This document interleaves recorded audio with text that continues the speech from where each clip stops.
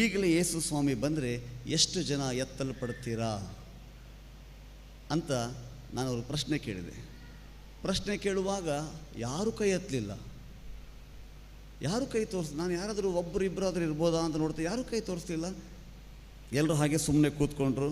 ಆ church A C air condition ಸಭೆ.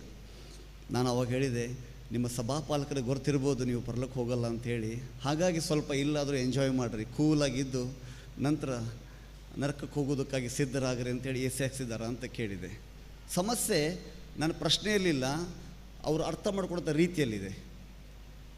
ನಾವು ಪರಲೋಕಕ್ಕೆ ಹೋಗ್ತೇವೆ, ನಾವು ದೇವರ ಬಳಿಗೆ ಹೋಗ್ತೇನೆ, ನಿತ್ಯ ಜೀವ ಸೇರ್ತೇನೆ, ಹೋಗ್ತೀರಾ ಅಂತ ಪ್ರಶ್ನೆ ಬರುವಾಗ ನಮಗೆ ಬರುವಂಥ ಆಲೋಚನೆ ಏನು? ನಮ್ಮನ್ನು ನೋಡ್ಕೊಳ್ಳೋಕೆ ಸ್ಟಾರ್ಟ್ ಮಾಡ್ತೇವೆ. ನಾನು ಪರಲೋಕಕ್ಕೆ ಹೋಗ್ತೇನಾ? ನಾನು ಹೀಗಿದ್ದೇನೆ, ನನ್ನ ಸ್ವಭಾವ ಹೀಗಿದೆ, ನನ್ನ ಜೀವನ ಶೈಲಿ ಹೇಗಿದೆ, ನನ್ನ ಮಾತುಗಳು ಹೇಗಿದ್ದಾವೆ, ನಾನು ಪರಲೋಕಕ್ಕೆ ಹೋಗ್ತೇನಾ ಅಂತ ನಾವು ಪ್ರಶ್ನೆ ಹಾಕ್ಕೊಳ್ತೇವೆ. ಈಗ ನಾನು ಮತ್ತೊಂದು ಮಾತು ಕೇಳ್ತೇನೆ, ನಾವಿಲ್ಲಿ ಕೂತಂಥ ಎಷ್ಟು ಜನ ಪಾಪಿಗಳಿದ್ದೇವೆ ಅಂದರೆ ನಾವು ಪ್ರತಿಯೊಬ್ಬರು ಕೈ ತೋರಿಸ್ತೇವೆ. ನಾವೆಲ್ಲರೂ ಪಾಪಿಗಳು ಎಂಬುದಾಗಿ ಒಪ್ಪಿಕೊಳ್ತೇವೆ. ನಾನು ಪಾಪಿ ಅಂತ ಹೇಳಿದವರು ಯಾರು? ನಮಗೆ ದೇವರ ವಾಕ್ಯ ಅಲ್ವಾ?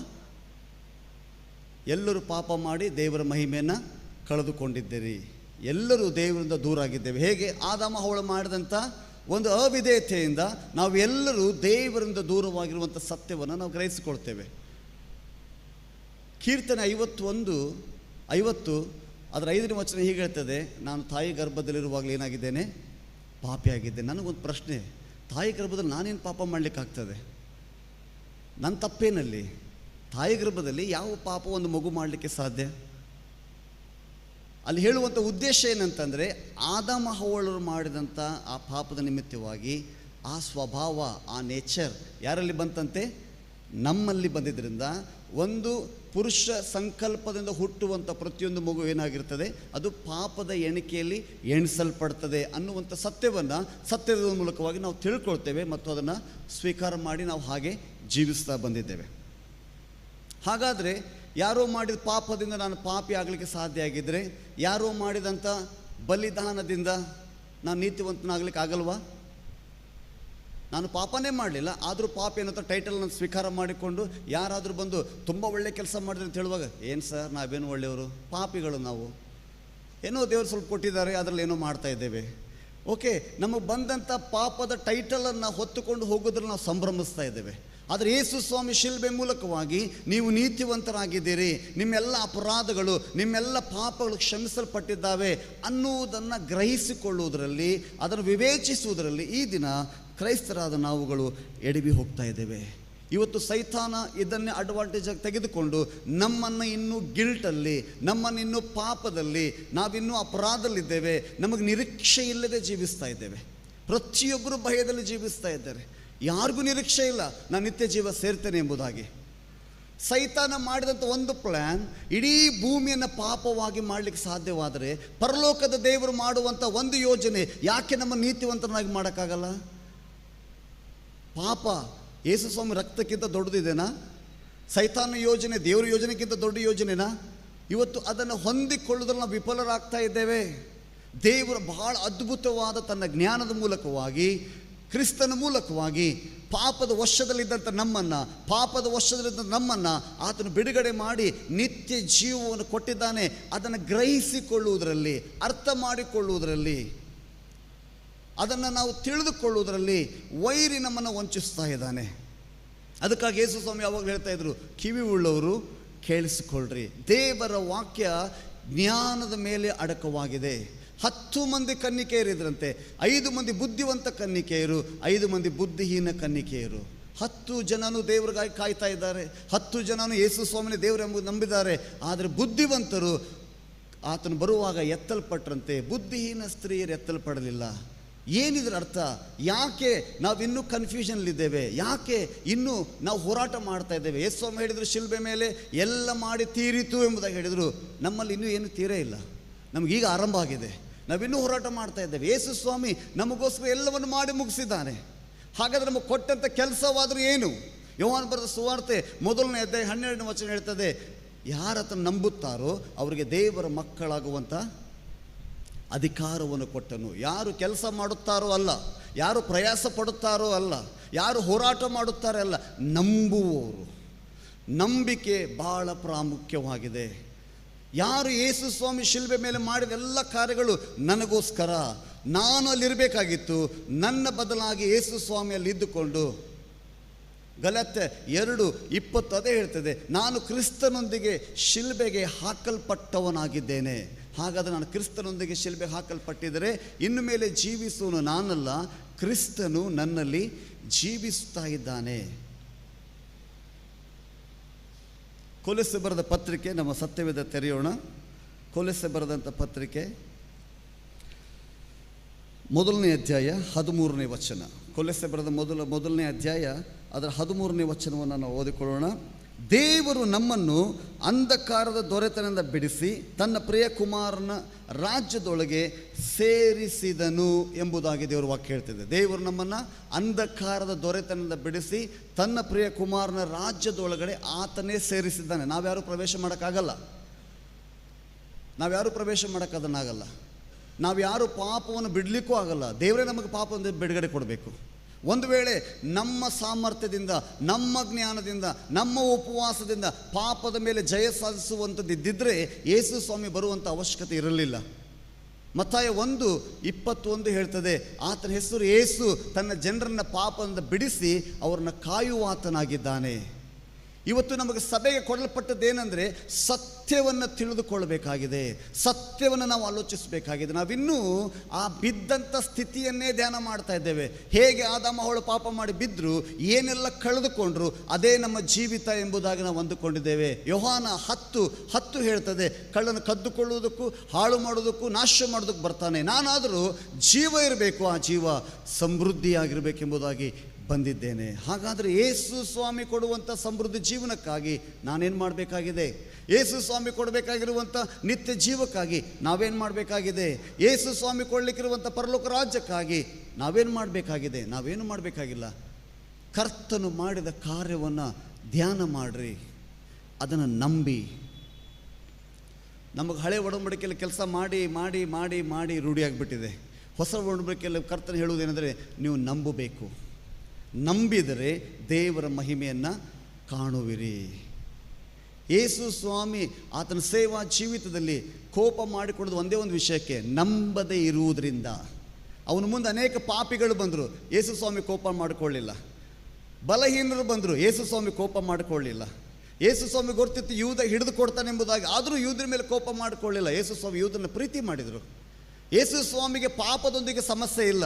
ಯೇಸು ಸ್ವಾಮಿಗೆ ಅವರ ಜೀವನ ಸರಿ ಇಲ್ಲ, ಅದ್ರ ಬಗ್ಗೆ ಯೇಸು ಸ್ವಾಮಿಗೆ ಸಮಸ್ಯೆ ಇಲ್ಲ. ನಂಬದೇ ಇರುವಂಥದ್ದು ಸಮಸ್ಯೆ ಯೇಸು ಸ್ವಾಮಿಗೆ. ಯೇಸು ಸ್ವಾಮಿ ಶಿಲುಬೆಯ ಕಾರ್ಯ, ಯೇಸು ಸ್ವಾಮಿ ಶಿಲುಬೆಯ ಆಶೀರ್ವಾದ ನನ್ನ ಜೀವಿತದಲ್ಲಿ ಇವತ್ತು ಅನುಭವಿಸ್ಲಿಕ್ಕೆ ಆಗ್ತಾ ಇಲ್ಲ ಅಂದರೆ ನಾನು ತುಂಬ ಕೆಟ್ಟವರಿದ್ದೇವಂತಲ್ಲ, ನಾವು ಪಾಪಿಗಳೆಂಬುದಾಗಲ್ಲ, ನಾವು ನಂಬದೇ ಇದ್ದೇವೆ. ಆ ಶಿಲುಬೆ ಇರುವಂಥದ್ದೇ ಪಾಪಿಗಳಿಗೋಸ್ಕರ, ಆ ಶಿಲುಬೆ ಇರುವಂಥದ್ದೇ ಬಲಹೀನರಿಗೋಸ್ಕರ, ಆ ಶಿಲುಬೆ ಇರುವಂಥದ್ದೇ ಅಸಹಾಯಕರಿಗೋಸ್ಕರ. ಯಾಕೆ ಇವತ್ತು ನನ್ನ ಜೀವಿತದಲ್ಲಿ ಆ ಶಿಲುಬೆಯ ಪ್ರಭಾವ ಕೆಲಸ ಮಾಡ್ತಾ ಇಲ್ಲ ಅಂದರೆ ನಾವು ನಂಬುತ್ತಾ ಇಲ್ಲ. ನಾವು ನಮ್ಮದೇ ಪ್ರಯತ್ನದಲ್ಲಿದ್ದೇವೆ, ನಮ್ಮದೇ ಪ್ರಯಾಸದಲ್ಲಿದ್ದೇವೆ, ನಮ್ಮದೇ ಹೋರಾಟದಲ್ಲಿದ್ದೇವೆ, ನಮ್ಮದೇ ಆದಂಥ ಮೈಂಡ್ ಸೆಟ್ ಇದೆ. ಆತ್ಮಿಕ ಜೀವಿತ ಅಂತಂದರೆ ನಮ್ಮದೇ ಆಗಿರುವಂಥ ಆಲೋಚನೆಗಳಿಟ್ಟುಕೊಂಡು ನಾವು ಹಾಗೆ ಜೀವಿಸ್ತಾ ಇದ್ದೇವೆ. ದೇವರ ಆಲೋಚನೆ ನಾವು ಒಳಗಾಗ್ತಾನೇ ಇಲ್ಲ. ದೇವರು ಕೊಟ್ಟಂಥ ಪ್ರಕಟಣೆ ನಾವು ಗ್ರಹಿಸಿಕೊಳ್ತಾನೆ ಇಲ್ಲ. ನಮ್ಮದೇ ಆದ ರೀತಿಯಲ್ಲಿ ನಾವು ಆತ್ಮಿಕ ಪ್ರಯಾಣ ಮಾಡ್ತಾ ಇದ್ದೇವೆ. ಯಾರಲ್ಲೂ ಸ್ಯಾಟಿಸ್ಫ್ಯಾಕ್ಷನ್ ಇಲ್ಲ. ಪ್ರತಿದಿನ ನಮ್ಮ ಮೈಂಡ್ ಒಂದು ಪ್ರೆಷರ್ ಕುಕ್ಕರ್ ಆಗಿದೆ.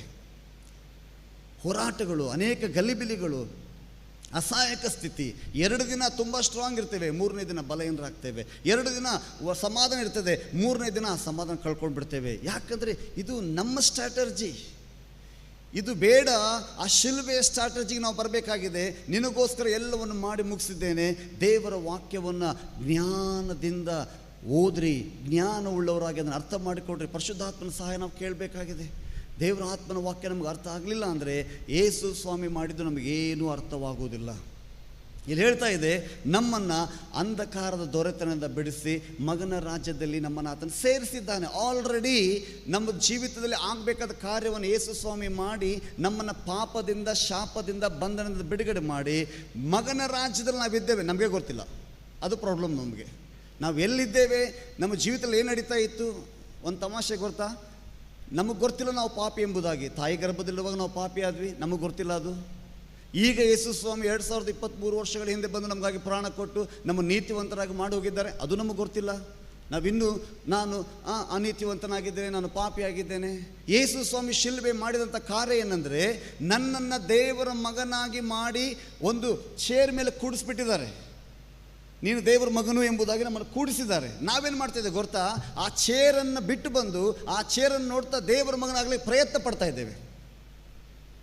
ನಾನು ಪ್ರೇಯರ್ ಮಾಡೋದ್ರ ಮೂಲಕವಾಗಿ ದೇವ್ರ ಮಗನಾಗ್ತೇನೆ, ಬೈಬಲ್ ಓದ್ರ ಮೂಲಕವಾಗಿ ನಾನು ದೇವ್ರ ಮಗನಾಗ್ತೇನೆ, ತುಂಬ ಆರಾಧನೆ ಮಾಡೋದ್ರ ಮೂಲಕವಾಗಿ ದೇವ್ರ ಮಗನಾಗ್ತೇನೆ. ಐ ಆಮ್ ಸಾರಿ, ಆಗಲ್ಲ. ದೇವರು ಮಾತ್ರ ನಮ್ಮನ್ನು ದೇವರ ಮಕ್ಕಳನ್ನಾಗಿ ಮಾಡಲಿಕ್ಕೆ ಸಾಧ್ಯ ಇದೆ, ಅದನ್ನು ನಂಬುವುದರಿಂದ. ಹಾಗಾದರೆ ಆರಾಧನೆ, ಪ್ರಾರ್ಥನೆ, ವಾಕ್ಯ ಏನು? ಹಾಗಾದರೆ ನಾನು ದೇವರ ಮಗನಾಗಿದ್ದಕ್ಕಾಗಿ ನಾನು ವಾಕ್ಯವನ್ನು ಓದ್ತೇನೆ, ನಾನು ದೇವರ ಮಗನಾಗಿದ್ದಕ್ಕಾಗಿ ನಾನು ದೇವರನ್ನ ಆರಾಧಿಸ್ತೇನೆ, ನಾನು ದೇವರ ಮಗನಾಗಿದ್ದಕ್ಕಾಗಿ ನಾನು ಪ್ರಾರ್ಥಿಸ್ತೇನೆ. ನಮ್ಮ ಮೈಂಡ್ ಸೆಟ್ಟನ್ನು ಬದಲಾಯಿಸ್ಕೊಳ್ಬೇಕಾಗಿದೆ. ಅದಕ್ಕಾಗಿ ಕೊಲೊಸ್ಸೆ 1:9 ಹೀಗೆ ಹೇಳ್ತದೆ, ಪೌಲನು ಒಂದು ಅದ್ಭುತವಾದ ಪ್ರಾರ್ಥನೆ ಮಾಡ್ತಾರೆ. ನಿಮ್ಮ ಸುದ್ದಿ ಕೇಳಿದಾಗಿಂದ ಹಿಡಿದು ನಿಮಗೋಸ್ಕರ ಸಕಲ ಆತ್ಮಿಕ ಜ್ಞಾನವನ್ನು, ಗ್ರಹಿಕೆಯನ್ನು ಹೊಂದಿಕೊಳ್ಳುವುದಕ್ಕಾಗಿ ಸಭೆ ನಿಮಗಾಗಿ ನಾನು ಪ್ರಾರ್ಥಿಸ್ತಾ ಇದ್ದೇನೆ. ಆಲೋಚನೆ ಮಾಡಿರಿ, ನಮ್ಮ ಮುಂದೆ ಎಲ್ಲ ಸಂಗತಿಗಳಿದೆ, ಬಟ್ ಅದನ್ನು ಉಪಯೋಗ ಮಾಡುವಂಥ ಜ್ಞಾನ ಇಲ್ಲದಿದ್ದರೆ ಹೇಗಿರುವುದು ನಮ್ಮ ಪರಿಸ್ಥಿತಿ? ನಮ್ಮ ಟೀಚರ್ ಡಿವೋಷನಲ್ಲಿ ನಾನು VBS ಹೇಳ್ತಾ ಇದ್ದೆ, ತಂದೆಗಿಬ್ಬರು ಮಕ್ಕಳಿರ್ತಾರೆ, ಕೋಟ್ಯಾಧಿಪತಿ ತಂದೆ, ಎಲ್ಲವೂ ಇದೆ ಆತನ ಬಳಿಗೆ. ಒಂದು ಮಗ ತಂದೆ ಬಳಿಗಿರುವಂಥ ಎಲ್ಲ ಸವಲತ್ತನ್ನು ಅನುಭವಿಸ್ತಾ ಇದ್ದಾನೆ, ಆದರೆ ಇನ್ನೊಂದು ಮಗ ತಂದೆ ಸವಲತ್ತನ್ನು ಅನುಭವಿಸ್ಲಿಕ್ಕೆ ಆಗ್ತಾ ಇಲ್ಲ. ಬೀದಿಯಲ್ಲಿ ಹೋಗಿ ಒಂದು ದಿನದ ಆಹಾರಕ್ಕಾಗಿ ಆತನ ಭಿಕ್ಷೆ ಬೇಡ್ತಾ ಇದ್ದಾನೆ. ಒಳ್ಳೆ ಬಟ್ಟೆ ಆತನ ಮೈ ಮೇಲಿಲ್ಲ, ಆತನ ಮನೆಯಲ್ಲಿ ವಾಸ ಮಾಡ್ತಾ ಇಲ್ಲ, ಬೀದಿಗಳು ಸುತ್ತಾ ಇದ್ದಾನೆ. ಎಷ್ಟೋ ಸರಿ ತಂದೆ ಹೋಗಿ, ಇದು ನಿನ್ನ ಮನೆ, ಇದು ನಿನ್ನ ಆಸ್ತಿ, ಇಲ್ಲಿ ಎಲ್ಲವಿದೆ ಅಂದರೆ ಅವನು ಮತ್ತೆ ಬೀದಿಗಳಿಗೆ ಹೋಗಿ ಬೇಡ್ತಾ ಇದ್ದಾನೆ. ಏನು ಪ್ರಾಬ್ಲಮ್ ಇರ್ಬೋದು? ಒಂದು ಮಗನಿಗೆ ಜ್ಞಾನ ಇದೆ, ಇನ್ನೊಂದು ಮಗನಿಗೆ ಮಾನಸಿಕ ಅಸ್ವಸ್ಥತೆ ಇದೆ. ಅದರ ಅರ್ಥ ಮಾನಸಿಕ ಅಸ್ವಸ್ಥತೆ ಇದೆ ಅಂದರೆ ಅವನಿಗೆ ಸಮಸ್ಯೆ ಅವನ ಹೊರಗಡೆ ಎಲ್ಲೂ ಇಲ್ಲ, ಅವನ ಒಳಗಡೆ ಇದೆ. ಅವನ ತಂದೆ ಎಲ್ಲವನ್ನೂ ಇಟ್ಟರೂ ಸಹ ಅದು ನಂದು ಅನ್ನುವುದೇ ಅವನಿಗೆ ಗೊತ್ತಿಲ್ಲ. ಇವತ್ತು ಕ್ರೈಸ್ತರಲ್ಲಿ ಎಷ್ಟೋ ವಿಷಯಗಳು ನಮಗೆ ಕೊರತೆ ಇದೆ. ಆಲೋಚನೆ ಮಾಡಿರಿ, ಆದಿ ಸಭೆಯಲ್ಲಿ ಇದ್ದಂಥ ಆಶೀರ್ವಾದ ನಮ್ಮ ಸಭೆಗಳಲ್ಲಿ ಯಾಕೆ ಕಂಡು ಬರ್ತಾ ಇಲ್ಲ? ಆದಿ ಸಭೆಯಲ್ಲಿ ಇದ್ದಂಥ ಒಂದು ಉಜ್ಜೀವನ ನಮ್ಮ ಕುಟುಂಬದಲ್ಲಿ ಯಾಕೆ ಕಂಡು ಬರ್ತಾ ಇಲ್ಲ? ಜ್ಞಾನ ಕಡಿಮೆ ಆಗಿದೆ. ಇವತ್ತು ಸಭೆ ಲೋಕದ ಒಳಗಡೆ ಪ್ರವೇಶ ಮಾಡಬೇಕಾಗಿತ್ತು, ಆದರೆ ದುರದೃಷ್ಟಕರವಾಗಿ ಲೋಕ ಸಭೆ ಒಳಗೆ ಪ್ರವೇಶ ಮಾಡಿದೆ. ಸಭೆ ಎಲ್ಲ ಆ್ಯಕ್ಟಿವಿಟೀಸ್ಗಳು ಲೋಕದಲ್ಲಿ ನಡಿಬೇಕಾಗಿತ್ತು, ಲೋಕದೆಲ್ಲ ಆ್ಯಕ್ಟಿವಿಟೀಸ್ಗಳು ಸಭೆಯಲ್ಲಿ ನಡೆಯುವಂಥ ದಿನಗಳನ್ನು ನಾವು ನೋಡ್ತಾ ಇದ್ದೇವೆ. ಏನು ನಡೀತಾ ಇದೆ ಸಭೆಯಲ್ಲಿ? ನಾವು ಸಭೆ ಹೊರಗಡೆ ಹೋಗಬೇಕಾಗಿತ್ತು, ಆದರೆ ಹೊರಗಡೆ ಇರುವ ಎಲ್ಲ ಸಂಗತಿ ನಾವು ಒಳಗಡೆ ಬರಲಿಕ್ಕೆ ಅವಕಾಶ ಮಾಡಿಕೊಟ್ಟಿದ್ದೇವೆ. ಲ್ಯಾಕ್ ಆಫ್ ನಾಲೆಜ್, ಗೊತ್ತಿಲ್ಲ ಏನು ಪ್ರವೇಶ ಮಾಡ್ತಾ ಇದೆ, ಯಾವುದಕ್ಕೆ ನಾವು ಅನುಮತಿಸ್ತಾ ಇದ್ದೇವೆ. ಅದರಿಂದ ಭಕ್ತಿವೃದ್ಧಿ ಆಗ್ತದಾ? ಅದರಿಂದ ದೇವರಿಗೆ ಮಹಿಮೆ ಆಗ್ತದಾ? ಅದರಿಂದ ದೇವರು ಸಂತೋಷ ಪಡ್ತಾನ? ಮನುಷ್ಯರನ್ನ ಸಂತೋಷ ಪಡಿಸ್ತಾ ಇದ್ದೇವೆ. ಪ್ರಿಯ ದೇವ ಜನರೇ, ಇವತ್ತು ನಾವು ಎಚ್ಚರವಾಗಬೇಕಾಗಿದೆ. ಇವತ್ತು ಕರ್ತನು ನನ್ನನ್ನು, ನಿನ್ನನ್ನು ದೇವರ ಮಗು ಆಗುವುದಕ್ಕೆ ಅವಕಾಶ ಕೊಡ್ತಾ ಇಲ್ಲ, ದೇವರ ಮಗುವಾಗಿ ಮಾಡಿದ್ದಾನೆ. ನಾವು ಅದನ್ನು ನಂಬಬೇಕಾಗಿದೆ. ಹೇಗೆ? ನಾನು ತಾಯಿ ಗರ್ಭದಲ್ಲಿ ನೀನು ಪಾಪಿ ಆಗಿದೆಯಪ್ಪ, ಒಂದು ವೇಳೆ ನೀನು ಹೊರಗಡೆ ಬರುವಾಗ, ಆಲೋಚನೆ ಮಾಡಿರಿ, ನಾವು ತಾಯಿ ಗರ್ಭದಲ್ಲಿ ಪಾಪಿ ಅಲ್ಲ, ಹೊರಗಡೆ ಬರುವಾಗ ನೀನು ಪಾಪ ಮಾಡಲಿಲ್ಲ ಅಂದರೆ ನೀನು ನೀತಿವಂತ. ಹೊರಗಡೆ ಬಂದ ಮೇಲೆ ಪಾಪ ಮಾಡಿದರೆ ನಿನ್ನ ಮೇಲೆ ಆದಾಮನ ಪಾಪಗಳು ನಿನ್ನ ಮೇಲೆ ಕ್ರಮ ತೆಗೆದುಕೊಳ್ಳಾಗ್ತದೆ ಅನ್ನುವಂಥ ನಿಯಮ ಇದೆನಾ? ನೀನು ಪಾಪ ಮಾಡು, ಮಾಡದೇ ಇರು, ನೀನೇನು ಪಾಪಿನೇ. ಹಾಗಾದರೆ ಯೇಸು ಸ್ವಾಮಿ ನಮ್ಮನ್ನು ನೀತಿವಂತನಾಗಿ ಮಾಡಿದ್ದಾನೆ. ಅದು ನಮ್ಮ ನೀತಿ ಕಾರ್ಯಗಳಲ್ಲ. ನಾನು ತುಂಬ ಒಳ್ಳೆಯವನಿದ್ದೇನೆ, ನಾನು ತುಂಬ ಆರಾಧನೆ ಮಾಡ್ತೇನೆ, ನಾನು ಪ್ರಾರ್ಥಿಸ್ತೇನೆ, ಒಳ್ಳೆ ಸೇವಕನು ಎಂಬುದಾಗಿ ಅಲ್ಲ. ಅದು ಕ್ರಿಸ್ತನ ಶಿಲುಬೆ ಮೇಲೆ ಮಾಡಿದಂಥ ಕಾರ್ಯದಿಂದ ನಾವು ಪ್ರತಿಯೊಬ್ಬರು ರಕ್ಷಿಸಲ್ಪಟ್ಟಿದ್ದೇವೆ. ಹಳೆ ಒಡಂಬಡಿಕೆಯಲ್ಲಿ ಪಾಪ ಬಹಿರಂಗವಾಗಿತ್ತು. ಹಳೆ ಒಡಂಬಡಿಕೆಯಲ್ಲಿ ಪಾಪ ಹೇಗಿತ್ತು? ಬಹಿರಂಗವಾಗಿತ್ತು. ಯಜ್ಞಗಳನ್ನು ಸಹ ಬಹಿರಂಗವಾಗಿ ಕೊಡ್ತಾಯಿದ್ರು. ನೋಡ್ರಿ, ಪರೀಕ್ಷೆ ಮಾಡಿ ನೋಡ್ರಿ, ಯಜ್ಞಗಳನ್ನ, ಕುರಿಗಳನ್ನ ಕೊಳ್ಳಿಕ್ಕೆ ಹೋಗುವಾಗ ಯಾರನ್ನು ಪರೀಕ್ಷೆ ಮಾಡ್ತಾಯಿದ್ರಂಥವ್ರು? ಕುರಿಯನ್ನು ಪರೀಕ್ಷೆ ಮಾಡ್ತಾಯಿದ್ರು, ಕುರಿ ಕೊಡೋನು ಪರೀಕ್ಷೆ ಮಾಡ್ತಾಯಿದ್ರ? ಪಂಚಕಾಂಡಗಳು ಓದ್ರಿ, ಯಾಜಕಾಂಡವನ್ನು ಓದ್ರಿ, ಕುರಿಯನ್ನು ತೆಗೆದುಕೊಂಡು ಹೋಗುವ ಕುರಿಯನ್ನು ಪರೀಕ್ಷೆ ಮಾಡ್ತಾಯಿದ್ರಂತೆ. ಅದ್ರ ಕೈ ಸರಿ ಇದೆನಾ, ಅದ್ರ ಕಾಲು ಸರಿ ಇದೆನಾ, ಅದ್ರ ಕಿವಿ ಸರಿ ಇದೆನಾ, ತಲೆ ಸರಿ ಇದೆನಾ, ಕುರಿ ಥರನ ಇದನ್ನು ಬೇರೆ ಏನಾದರೂ ಇದೆನಾ? ಕೊಡುವ ವ್ಯಕ್ತಿನ ಏನು ಪರೀಕ್ಷೆ ಮಾಡ್ತಾ ಇರಲಿಲ್ಲ ಅಲ್ವಾ? ಹಾಗೆ ಇದೆ, ಓದಿ ನೋಡ್ರಿ. ಅದನ್ನೇ ಯೇಸು ಸ್ವಾಮಿ ಮಾಡಿದ್ದು. ನಾವು ಯಾರು ಪರಿಪೂರ್ಣರಾಗ್ಲಿಕ್ಕೆ ಆಗುವುದಿಲ್ಲ, ನಾವು ಯಾರು ನೀತಿವಂತರಾಗ್ಲಿಕ್ಕೆ ಆಗುವುದಿಲ್ಲ. ಅದಕ್ಕಾಗಿ ಯೇಸು ಸ್ವಾಮಿ ಕುರಿಯಾಗಿ ಆತನ ಬಂದಿದ್ದರಿಂದ ಇವತ್ತು ನಾನು, ನೀನು ನೀತಿವಂತನಾಗಿದ್ದು ನನ್ನ ಒಳಗಿರುವಂಥ ಒಳ್ಳೆತನದಿಂದಲ್ಲ, ಆ ಕುರಿ, ಪರಿಪೂರ್ಣವಾದ ಕುರಿ ನಮಗಾಗಿ ಯಜ್ಞವಾಗಿ ಸಮರ್ಪಿಸಲ್ಪಟ್ಟಿದೆ. ಅದನ್ನು ನಂಬೋಣ. ನಂಬುವಾಗ ನಮಗೆ ಬಿಡುಗಡೆ ಆಗ್ತದೆ. ನಂಬುವಾಗ ನಮ್ಮ ಮೈಂಡ್ ಸೆಟ್ ಚೇಂಜ್ ಆಗ್ತದೆ. ಒಂದು ಸತ್ಯ ತಿಳಿದುಕೊಳ್ಳುವಾಗ ಎಲ್ಲರೂ ನೋಡಿ ಕೆಲವೊಂದು ವಿಷಯಗಳು ನಮ್ಗೆ ಅರ್ಥ ಆಗುವ, ಅಯ್ಯೋ ನನಗೆ ಗೊತ್ತೇ ಇರಲಿಲ್ಲ ಅಂತೇವೆ ನಾವು. ಅಯ್ಯೋ ಇಷ್ಟು ಈಸಿ ಇದೆಯಾ ಇದು? ನಿಮ್ಗೆ ಹೇಳ, ಯೇಸು ಸ್ವಾಮಿ ಶಿಲ್ಬೆ ಮೇಲೆ ಪ್ರಾಣ ಕೊಟ್ಟು ತುಂಬ ಡಿಫಿಕಲ್ಟ್ ಟಾಸ್ಕ್ ಕೊಟ್ಟಿದ್ದಾನೆ ಅಂದ್ಕೊಳ್ತೀರ ನೀವು? ಪ್ರಾಣ ಕೊಟ್ಟಂಗೆ ಕೊಡೋದು ಸುಮ್ಮನೆ ಜನರ ಮುಂದೆ ತೋರ್ಸೋಕ್ಕೆ ಪ್ರಾಣ ಕೊಟ್ಟು ನಮಗೆ ಬಂದು ಟಾಸ್ಕ್ ಕೊಡ್ತಾ ಇದ್ದಾರೆ. ಎಂಥ ಟಾಸ್ಕ್ ಅಂದರೆ ಪರಲೋಕಕ್ಕೆ ಹೋಗ್ಲಿಕ್ಕೆ ಆಗದೇ ಇರುವಂಥ ಟಾಸ್ಕ್. ಅಂಥವ್ರ ಯೇಸು ಸ್ವಾಮಿ? ಯೇಸು ಮೈಂಡ್ ಸೆಟ್ ಆಗಿದೆನಾ? ನಿನಗಾಗಿ ಪ್ರಾಣ ಕೊಟ್ಟವನು ನೀನು ಪರಲೋಕಕ್ಕೆ ಬರಬಾರ್ದು ಎಂಬುದಾಗಿ ಆಲೋಚನೆಯಿಂದ ನಿನಗೆ ಆಜ್ಞೆ ಕೊಡಲಿಕ್ಕೆ ಸಾಧ್ಯನಾ? ಬೇಕಂತಲೇ ನಮಗೆ ಮಾಡಲಿಕ್ಕೆ ಆಗದೇ ಇರುವಂಥ ಟಾಸ್ಕನ್ನು ಕೊಟ್ಟು ನೀನು ಮಾಡಲಿಕ್ಕೆ ಆಗಲಿಲ್ಲ, ಹಾಗಾಗಿ ನರಕಕ್ಕೆ ಹೋಗು ಅಂತ ಹೇಳುವಂಥ ಕಠಿಣ ಹೃದಯ ಉಳ್ಳಂಥವನ? ಏನು ಹೇಳ್ತಾರೆ ಯೇಸು ಸ್ವಾಮಿ? ನಿಮ್ಮ ಮಕ್ಕಳಿಗೆ ನೀವು ಒಂದು ವೇಳೆ ತಂದೆಗೆ ಒಂದು ಮೀನನ್ನು ಕೇಳೋದಾದರೆ ಆತನ ಮಗನಿಗೆ ಏನಾದರೂ ಚೋಳನ್ನು ಕೊಡ್ತಾನ? ರೊಟ್ಟಿಯನ್ನು ಕೇಳಿದ್ರೆ ಕಲ್ಲನ್ನು ಕೊಡ್ತಾನ? ಇಂಥ ಕೆಟ್ಟವರಾದ ನೀವುಗಳು ನಿಮ್ಮ ಮಕ್ಕಳಿಗೆ ಒಳ್ಳೆಯದನ್ನು ಕೊಡೋದಾದರೆ ಪರಲೋಕದಲ್ಲಿರುವಂಥ ತಂದೆ ಇನ್ನೂ ಎಷ್ಟೋ ಒಳ್ಳೆಯ ಆತ್ಮನ ವರಗಳನ್ನು ನಮಗೆ ಕೊಡೋದಿಲ್ಲ. ಇವತ್ತು ನಾವು ದೇವರ ಮೈಂಡ್ ಸೆಟ್ಟದ ಅರ್ಥ ಮಾಡ್ಕೊಳ್ಬೇಕಾಗಿದೆ.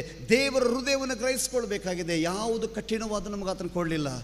ಮತ್ತಾಯ 11:28 ಹೇಳ್ತದೆ, ಎಲೆ ಕಷ್ಟಪಡುವವರೇ, ಹೊರ ಹೊತ್ತವರೇ, ನೀವೆಲ್ಲರೂ ನನ್ನ ಬಳಿಗೆ ಬನ್ನಿರಿ, ನಾನು ಸಾತ್ವಿಕನು, ದೀನ ಮನಸ್ಸುಳ್ಳವನು, ನನ್ನಲ್ಲಿದ್ದುಕೊಂಡು ನನ್ನ ನೊಗ ತೆಗೆದುಕೊಂಡು ನನ್ನಲ್ಲಿದ್ದುಕೊಂಡು ಕಲಿತುಕೊಳ್ಳ್ರಿ. ಅದು ಹಗುರವಾದದ್ದು. ಹಗುರವಾದದ್ದನ್ನು ನಮಗೆ ಆತನು ಕೊಟ್ಟಿದ್ದಾನೆ. ಏನು ಹಗುರವಾದ ನೊಗ? ಏನು? ನನ್ನ ಎಲ್ಲ ಕಾರ್ಯವನ್ನು ಯೇಸು ಸ್ವಾಮಿ ಶಿಲ್ಬೆ ಮೇಲೆ ಮಾಡಿದ್ದಾನೆ. ನಾನು ಬಿಡುಗಡೆ ಹೊಂದಿದ್ದೇನೆ. ನಾನು ದೇವರ ಮಗ. ನಾವಿನ್ನೂ ದೇವರ ಮಗ ಆಗಬೇಕು. ಕೆಲವರು ನಾನು ಕೇಳ್ತೇನೆ, ಎಷ್ಟಿದ್ರೆ ನಿಮ್ಮ ಆತ್ಮಿಕ ಜೀವಿತದಲ್ಲಿ 10% ಇದ್ದೇವೆ, 15% ಇದ್ದೇವೆ, 70% ಇದ್ದೇವೆ. ಇದು ಪರ್ಸೆಂಟೇಜ್ ಪ್ರಕಾರವಾಗಿ ಯೇಸು ಸ್ವಾಮಿ ಯಾವಾಗ ಕೆಲಸ ಮಾಡೋಕ್ಕೆ ಸ್ಟಾರ್ಟ್ ಮಾಡಿದ್ರೆ ನನಗೆ ಗೊತ್ತಿಲ್ಲ. ಆ ದೆವ್ವ ಹಿಡಿದಂಥ ಯವನಸ್ಥ ಮಗನ ನೋಡಿದ್ರಲ್ಲ, ಗೆರೆಸೀಮೆ ಪಟ್ಟಣದಲ್ಲಿದ್ದಂಥವನು, ಒನ್ ಎನ್ಕೌಂಟರ್, ಒಂದೇ ಒಂದು ಸಂದರ್ಶನ, ಯೇಸುವಿನ ಪಾದದಲ್ಲಿ ಕೂತುಕೊಂಡು ಸ್ವಸ್ಥ ಬುದ್ಧಿ ಉಳ್ಳವನಾದಂತೆ. ಇವತ್ತು ಸ್ವಸ್ಥ ಬುದ್ಧಿ ಬೇಕಾಗಿದೆ. ದೇವರನ್ನ ಗ್ರಹಿಸಿಕೊಳ್ಳುವಂಥ ಮನಸ್ಸು ನಮಗೆ ಬೇಕಾಗಿದೆ. ನಾನು ಹೇಗಿದ್ದೇನೆ ಅನ್ನೋದಲ್ಲ. ನಾವು ಯಾರಾದರೂ ಪ್ರಶ್ನೆ ಕೇಳುವಾಗ ನಮ್ಮನ್ನು ನೋಡ್ಕೊಳ್ತೇವೆ. ದೇವ್ರ ವಾಕ್ಯ ಕೇಳ್ತದೆ, ಆತನನ್ನು ದೃಷ್ಟಿಸಿ ನೋಡುವ ಮುಖ ಲಜ್ಜೆಯಿಂದ ಕೆಡುವುದೇ ಇಲ್ಲ. ಆತನ ನೋಡುವವರು ಹೊಸ ಬಲ ಹೊಂದುವರು. ನಿಮ್ಮನ್ನು ನೋಡ್ಕೊಳ್ತಾರೆ, ನೀವು ಬಲಹೀನರಾಗ್ತೀರ. ನಿಮ್ಮ ಸರ್ಟಿಫಿಕೇಟ್ ನಿಮ್ಮ ನಡೆಯಲ್ಲ. ನಿಮ್ಮ ಕಾರ್ಯಗಳು ನಿಮ್ಮ ಪರಲೋಕ ಕರ್ಕೊಂಡು ಹೋಗುವುದಿಲ್ಲ. ಕರ್ತನ ಶಿಲ್ಬೆ ಮಾಡಿದಂಥ ಕಾರ್ಯಗಳು ಯಾವ ರೀತಿಯಾಗಿ ಸೂರ್ಯನ ಬೆಳಕು ಚಂದ್ರನಿಗೆ ಬಡಿದು ಚಂದ್ರನಿಂದ ಬೆಳಕು ನನಗೆ ಸಿಗ್ತದೋ, ಅದನ್ನೇ ಚಂದ್ರನಿಗೆ ಸ್ವಂತ ಬೆಳಕಿಲ್ಲ, ಮನುಷ್ಯನಿಗೆ ಸ್ವಂತ ನೀತಿ ಇಲ್ಲ, ಅವನದೇ ಅಂತ ಒಳ್ಳೇದು ಯಾವುದೂ ಇಲ್ಲವೇ ಇಲ್ಲ. ಅದನ್ನು ಪೌಲ್ ಹೇಳಲಿಕ್ಕೆ ಟ್ರೈ ಮಾಡ್ತಾ ಇದ್ದಾನೆ. ನಾವೇನು ಟ್ರೈ ಮಾಡಿಬಿಟ್ವಿ ಅಂದರೆ ನೀತಿವಂತನ ಆಗಲಿಕ್ಕೆ ಸಾಧ್ಯ ಇಲ್ಲ ಅಂತ ನಾವು ಅದನ್ನು ಹೇಳಿಬಿಟ್ವಿ. ಪೌಲ ಹೇಳುವಂಥ ಮಾತಿನ ಅರ್ಥ ಏನು?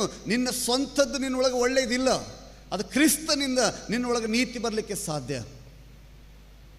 ನಾವು ಅದನ್ನು ತಪ್ಪಾಗಿ ಗ್ರಹಿಸಿಕೊಂಡು ಮನುಷ್ಯನೆಂದು ಒಳ್ಳೆಯವನಾಗಲಿಕ್ಕೆ ಆಗುವುದಿಲ್ಲ, ನೀತಿವಂತನಾಗಲಿಕ್ಕೆ ಆಗುವುದಿಲ್ಲ ಎಂಬುವಂಥ ಕನ್ಕ್ಲೂಷನ್ ನಾವು ಬಂದುಬಿಟ್ಟಿದ್ದೇವೆ. ಯೇಸು ಸ್ವಾಮಿ ಒಂದು ಮಾತನ್ನು ಹೇಳ್ತಾರೆ, ಹಳೆ ಒಡಂಬಡಿಕೆಯಲ್ಲಿ ವ್ಯಭಿಚಾರ ಮಾಡಿದರೆ ವ್ಯಭಿಚಾರ ಮಾಡಿದ ಹಾಗೆ.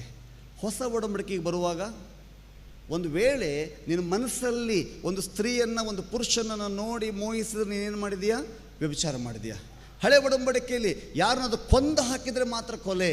ಹೊಸ ಒಡಂಬಡಿಕೆಯಲ್ಲಿ ಮನಸ್ಸಲ್ಲಿ ನೀಚ ಅಂತಂದರೆ ನೀನು ಅಗ್ನಿ ನರಕಕ್ಕೆ ಒಳಗಾಗ್ತೀಯ ಎಂಬುದಾಗಿ ಯೇಸು ಸ್ವಾಮಿ ಹೇಳಿದರು. ಈಗ ನನಗೆ ಹೇಳ್ರಿ, ಈ ವಾಕ್ಯದ ಆಧಾರದ ಮೇರೆಗೆ ಹಳೆ ಒಡಂಬಡಿಕೆ ಚೆನ್ನಾಗಿತ್ತಾ, ಹೊಸ ಒಡಂಬಡಿಕೆ ಚೆನ್ನಾಗಿದೆ?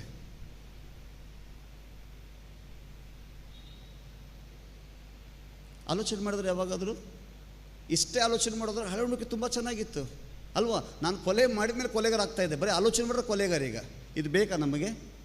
ಹಾಗಾದರೆ ಯೇಸು ಸ್ವಾಮಿ ಹೇಳುವಂಥ ಸಿದ್ಧಾಂತ ಏನು? ಏನನ್ನು ಹೇಳಲಿಕ್ಕೆ ಯೇಸು ಸ್ವಾಮಿ ಪ್ರಯತ್ನ ಪಡ್ತಾ ಇದ್ದಾರೆ? ಧರ್ಮಶಾಸ್ತ್ರ, ಹಳೆ ಒಡಂಬಡಿಕೆ ತಮ್ಮ ಶರೀರದ ಬಲದಿಂದ ದೇವರನ್ನು ಮೆಚ್ಚಿಸಲಿಕ್ಕೆ ಪ್ರಯತ್ನ ಪಡ್ತಾ ಇದ್ರು. ಅದು ಶರೀರವನ್ನು ಬಯಸ್ತಾ ಇತ್ತು. ಹೊಸ ಒಡಂಬಡಿಕೆ ನಿಮ್ಮ ಆತ್ಮವನ್ನು ಬಯಸ್ತಾ ಇದೆ. ಹೇಗೆ? ಕೇವಲ ನೀನು ಕೆಟ್ಟದನ್ನು ಆಲೋಚನೆ ಮಾಡಿದರೆ ಒಬ್ಬ ಕೆಟ್ಟ ವ್ಯಕ್ತಿ ಹೇಗೆ ಆಗ್ತೀಯೋ, ಒಳ್ಳೆಯದನ್ನು ಆಲೋಚನೆ ಮಾಡಿದರೆ ನೀನು ಹಾಗೆ ಒಳ್ಳೆಯವನಾಗ್ತೀಯ. ನನ್ನ ಪಾಪಗಳು ಕ್ಷಮಿಸಲ್ಪಟ್ಟಿದೆ ಎಂಬುದು ನಂಬುವುದಾದರೆ ನಿನ್ನ ಪಾಪಗಳು ಕ್ಷಮಿಸಲ್ಪಟ್ಟಿದೆ. ನಾನು ದೇವರ ಮಗನಾಗಿದ್ದೇನೆ ಎಂಬುದಾಗಿ ನಾನು ನಂಬುವುದಾದರೆ ನೀನು ದೇವರ ಮಗನಾಗಿದ್ದೀಯ.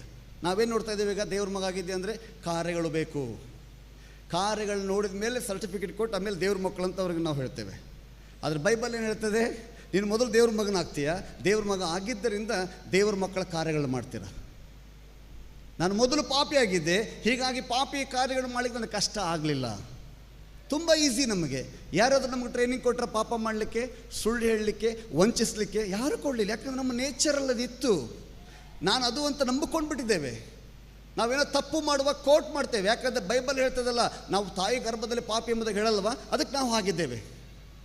ಹಾಗಾದರೆ ಯೇಸು ಸ್ವಾಮಿ ರಕ್ತ ನನ್ನನ್ನು ನಿನ್ನನ್ನು ನೀತಿವಂತನಾಗಿ ಮಾಡಿದೆ. ನನಗಾಗಿ ನಮಗಾಗಿ ಆತನ ಪ್ರಾಣ ಕೊಟ್ಟಿದ್ದು ಯಾವಾಗ? ನಾವು ಪ್ರಾರ್ಥನೆ ಮಾಡ್ತಾ ಇರುವಾಗ ಅಲ್ಲ, ಆರಾಧನೆ ಮಾಡ್ತಾ ಇರುವಾಗ ಅಲ್ಲ, ನಾವು ಪಾಪ ಮಾಡ್ತಾ ಇರುವಾಗ.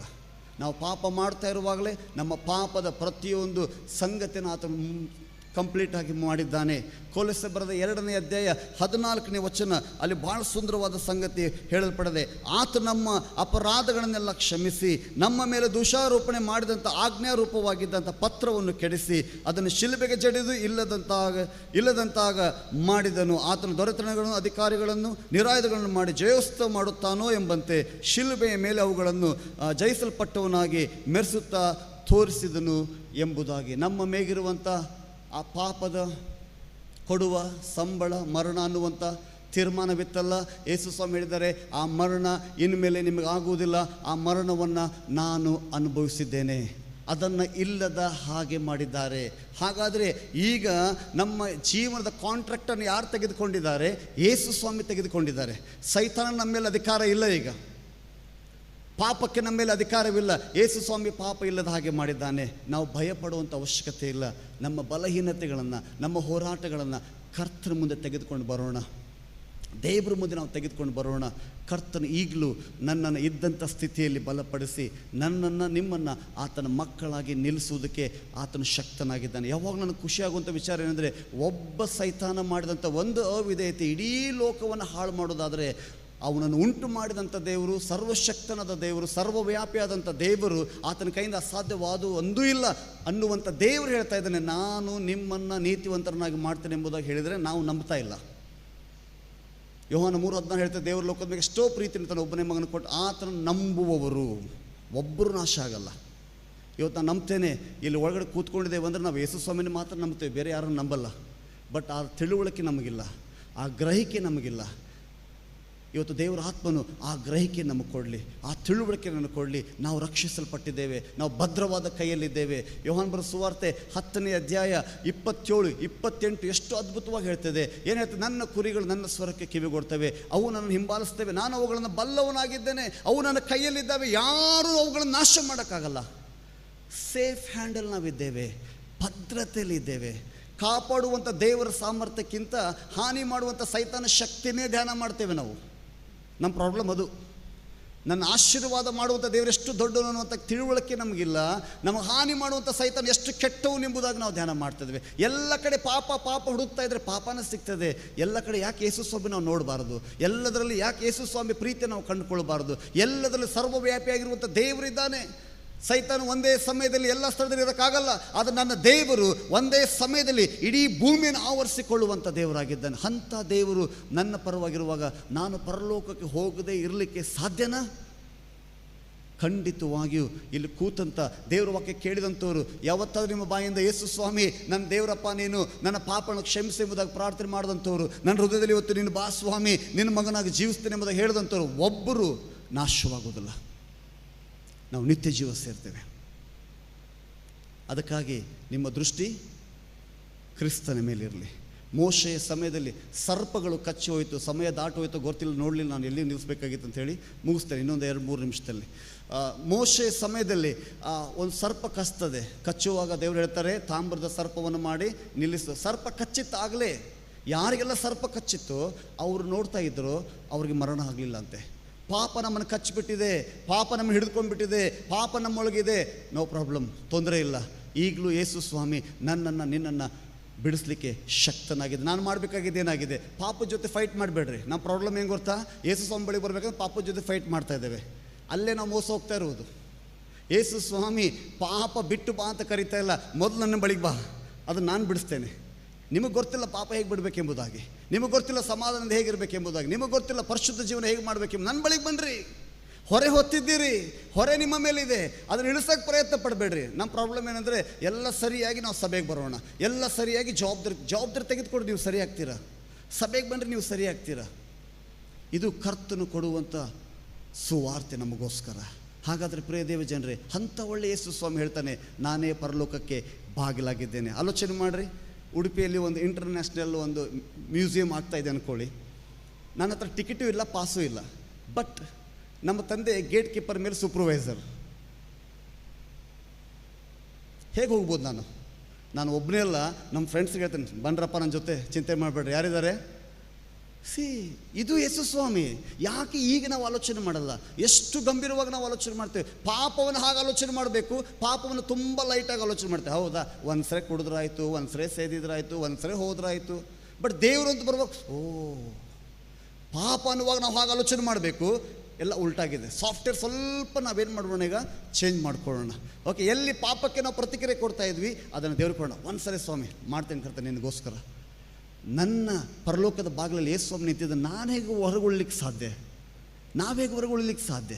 ಖಂಡಿತವಾಗಿ ಆತನ ಯಾರನ್ನು ಬಿಡಲ್ಲ.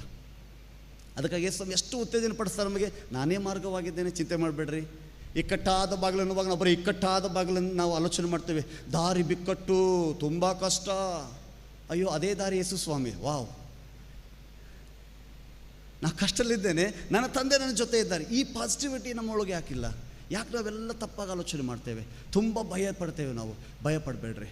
ಪೌಲ್ ಹೇಳ್ತಾನೆ ಫಿಲಿಪ್ಪಿ 4:4, ಯಾವಾಗಲೂ ಕರ್ತನಲ್ಲಿ ಸಂತೋಷಿಸ್ರಿ. ಕರ್ತನ ಸಂತೋಷವೇ ನಮ್ಮ ಬಲವಾಗಿದೆ. ದೇವರು ನಿಮ್ಮನ್ನು ಆಶೀರ್ವಾದ ಮಾಡಲಿ. ಈ ವಾಕ್ಯದ ಮೂಲಕವಾಗಿ ದೇವರು ನಿಮ್ಮನ್ನು ಸಂಧಿಸಲಿ. ಒಂದು ವೇಳೆ ಹೌದು, ಈ ವಾಕ್ಯದ ಪ್ರಕಾರವಾಗಿ ಇವತ್ತು ಕರ್ತನ ಜೀವಿತದಲ್ಲಿ ಇವತ್ತಿಂದ ಕಾರ್ಯ ಪ್ರಾರಂಭ ಮಾಡಲಿ ಎಂಬುದಾಗಿ ನಿಮ್ಮ ಜೀವಿತ ದೇವರಿಗೆ ಒಪ್ಪಿಸಿಕೊಡೋದು. ಖಂಡಿತವಾಗಿಯೂ ಇವತ್ತಿಂದ ನೀವು ನೋಡುವಂಥ ನೋಟ, ನೀವು ಮಾತಾಡುವಂಥ ಮಾತುಗಳು, ನೀವು ಕೇಳುವಂಥದ್ದು, ನಿನ್ನ ಮನಸ್ಥಿತಿ ಬದಲಾದರೆ 100ಕ್ಕೆ 100ರಷ್ಟು ನಿಮ್ಮ ಪರಿಸ್ಥಿತಿಗಳು ಯೇಸು ನಾಮದಲ್ಲಿ ಬದಲಾಗ್ತದೆ. ದೇವರ ವಾಕ್ಯ ಆಶೀರ್ವಾದ ಮಾಡಲಿ. ನಮ್ಮ ಕಣ್ಣುಗಳು ಮುಚ್ಚಿಕೊಂಡು ಪ್ರಾರ್ಥನೆ ಮಾಡಿಕೊಳ್ಳೋಣ. ಕೃಪೆಲೇಶ್ವರವುಳ್ಳ ತಂದೆಯಾದ ದೇವರೇ, ನನಗಾಗಿ ಎಲ್ಲವನ್ನು ಮಾಡಿ ಮುಗಿಸಿ ತಂದೆ ಮುಂದೆ ನನ್ನನ್ನು ಪರಿಶುದ್ಧನು ನಿರ್ದೋಷಿಯಾಗಿ ಜಯ ಹೊಂದಿದವನ್ನಾಗಿ ನಿಲ್ಲಿಸಿರುವುದಕ್ಕಾಗಿ ನಿಮಗೆ ಸ್ತೋತ್ರಪ್ಪ. ಕರ್ತನೆ, ಈಗ ನಾನು ಮಾಡ್ತಿರುವಂಥ ಈ ಜೀವಿತ ಕೇವಲ ನಿನ್ನ ಮೇಲಿರುವಂಥ ನಂಬಿಕೆ, ನಿನ್ನನ್ನೇ ನೋಡುತ್ತಾ ಮುಂದೆ ಹೋಗುವಂತೆ ನಮಗೆ ಸಹಾಯ ಮಾಡು ಸ್ವಾಮಿ. ಕೇಳಿದಂತೆ ಎಲ್ಲ ದೇವರ ಮಕ್ಕಳನ್ನ ಆಶೀರ್ವಾದ ಮಾಡು. ನಿನಗಾಗಿ ರಾಜ್ಯಕ್ಕಾಗಿ ಉಪಯೋಗಿಸು. ಯೇಸು ಕ್ರಿಸ್ತನ ನಾಮದಲ್ಲಿ ಈ ಪ್ರಾರ್ಥನೆ ಕೇಳಿದ್ದೇನೆ ಪರಲೋಕ ತಂದೆ, ಆಮೇನ್. ದೇವರು ನಿಮ್ಮನ್ನು ಆಶೀರ್ವಾದ ಮಾಡಲಿ.